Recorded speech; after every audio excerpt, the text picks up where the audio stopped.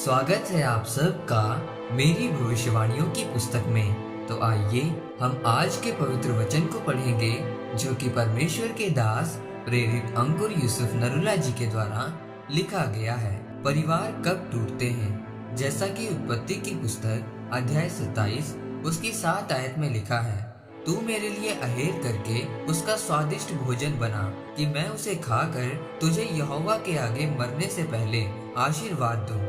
मेरे प्रियो, अगर पति पत्नी एक दूसरे से ज्यादा अपने बच्चों को प्यार करते हैं और अगर पति कहता है कि मैं अपनी पत्नी के साथ सिर्फ अपने बच्चों के लिए रहता हूँ और पत्नी भी ये बोलती है कि मैं अपने पति के साथ अपने बच्चों के लिए रहती हूँ, तो वो अपने रिश्ते में पहले से ही फेल हो चुके हैं। इसीलिए उनका परिवार टूटता है। बाइबल में जब हम इसहाक के बारे में पढ़ते हैं तो लिखा है कि इसहाक के 2 बेटे थे, एसाव और याकूब। इसहाक एसाव को ज्यादा प्यार करता था और उसकी पत्नी रिबका याकूब को ज्यादा प्यार करती थी। जब इसहाक बूढ़ा हो गया था और उसको कम दिखाई देने लग गया था तो वह उस समय ये चाहता था कि वो एसाव को आशीष दे। इसलिए उसने एसाव से कहा कि मेरे लिए मनपसंद शिकार का भोजन तैयार कर ताकि मैं खुश होकर मरने से पहले तुझे यहोवा के सामने आशीष दूं।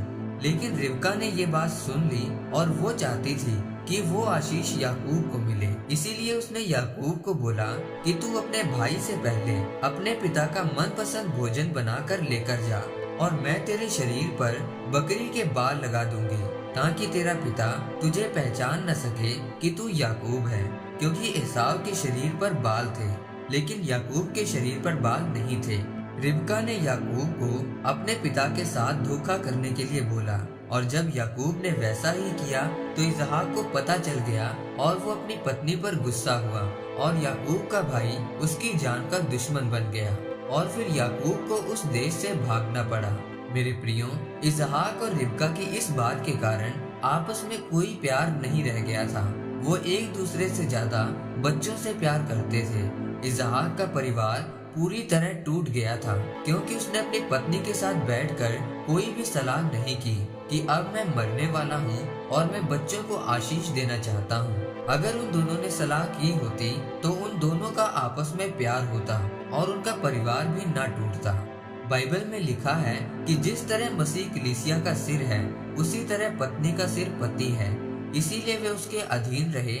और पतियों को परमेश्वर ने बोला कि जिस तरह तुम अपने शरीर का ध्यान रखते हो उसी तरह अपनी पत्नी का भी ध्यान रखें, उसके साथ प्यार करें। लेकिन जब आप एक दूसरे से ज्यादा अपने बच्चों से प्यार करते हैं तो आप परमेश्वर के वचनों को तोड़ते हैं।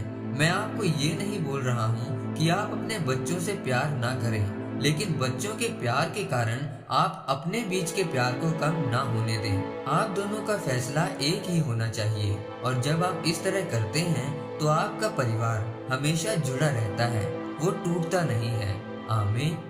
आइए परमेश्वर के दास के द्वारा लिखे गए इस अंगीकार को आप मेरे साथ एक मन होकर करें। सर्वशक्तिमान परमेश्वर, इस वचन के लिए मैं आपका धन्यवाद करता हूँ। पिता, मैं अंगीकार करता हूँ कि मैं आपके वचनों के अनुसार चलूंगा और अपनी जिंदगी का हर फैसला आपकी मर्जी के अनुसार ही लूंगा। प्रभु यीशु मसीह के नाम में आमीन। परमेश्वर आप सबको आज के वचन के ऊपर मनन करने के द्वारा आशीषित करें। आमीन।